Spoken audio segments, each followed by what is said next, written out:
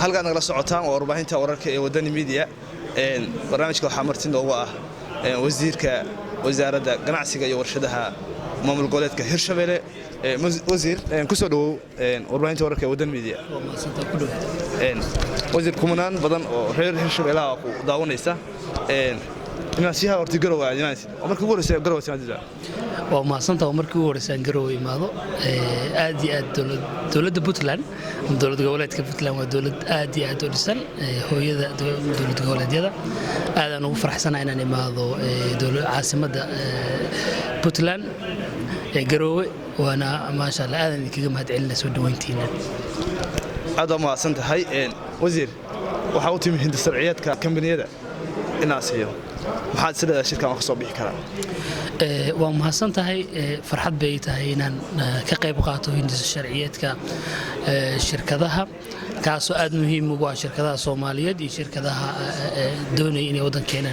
dibadda ugu yimaadaan maalgashtaan sharcigan waa sharci aad iyo aad maxaa la yiraahdaa bulshada Soomaaliyeed ganacsatada ay u baahan tahay waxaan rajeynayaa inay ka soo bixi doonaan midho aad u fiican waxaan aad u la fogornay sharcigan oo markiisii hore ka soo bilaabmay mid aad iyo aad u fara badan haddana lagu sameeyay tafaatirid fara badan wax badan laga bedelay wax badan lagu soo kordhiyay sharcigan ayaa ah sharci aad iyo aad muhiim ugu ah shirkadaha Soomaaliyeed wuxuuna wax ka bedeli doonaan isleeyahay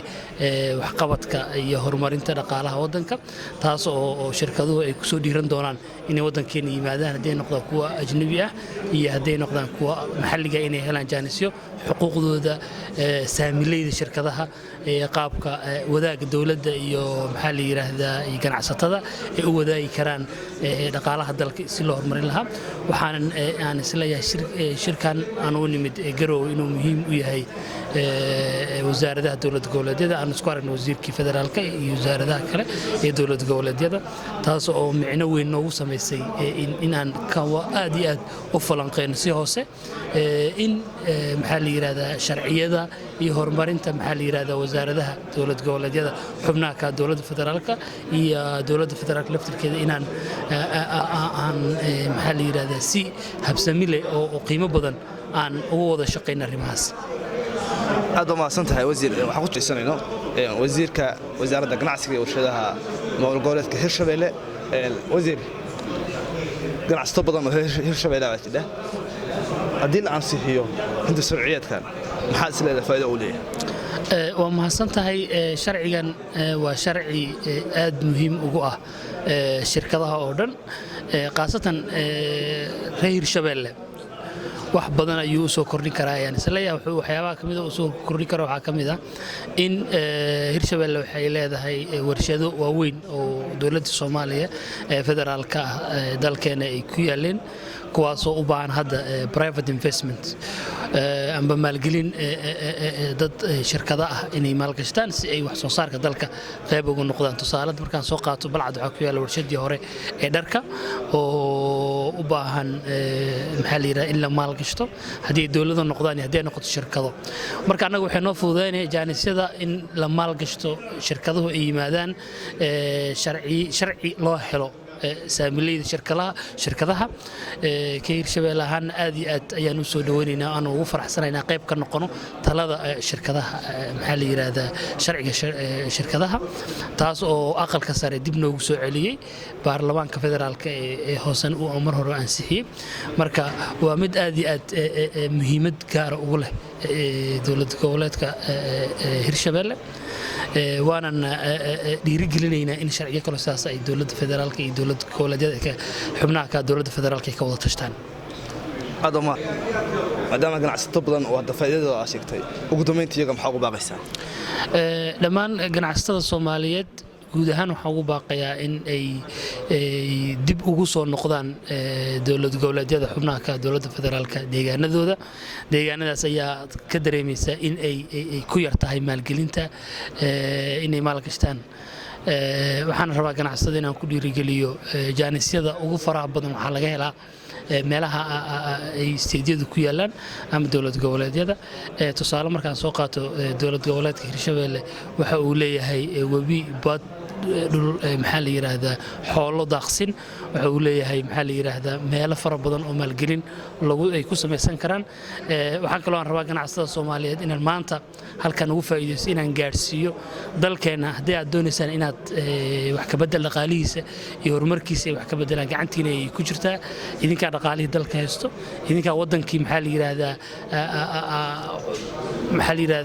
bulshadu waxay u baahnayd idinka dibadna ka soo iibiyo dalkan maxaa la yiraahdaa oo iib keeno ogaada in ay muhiim tahay dalka wax soo saarkiisa inaad dib u soo celisaan anoo idinkoo kaashanaysan dowlad goboleedyada xubnaha ka dowladda federaalka iyo maxaa la yiraahdaa shirkadaha iyo ganacsatada dibadda waxaan rabaa inaan mar kale aan idinkugu baaqo ganacsatada Soomaaliyeed meel walba ay joogto dalkeenan wuxuu u baahan yahay in wax soo saarkiisii aad dib u soo celisaan halka aad badinaysaan inaad dibadda wax ka dhoof uga keentaan dalka inaad uga faa'iideysaan lacagaha faraha badan aad ku soo gelinaysaan waxyaabaha dalka laga isticmaalo inaad isku daydaan kana shaqeysaan dalka gudihiisa inaad ka soo saartaan taas oo muhiim u ah dhaqaalaha Soomaaliya muhiim u ah bulshada kobaceeda maxaa la yiraahdaa wadankeenan waa wadan aad iyo aad u nugul leh maxaa la yiraahdaa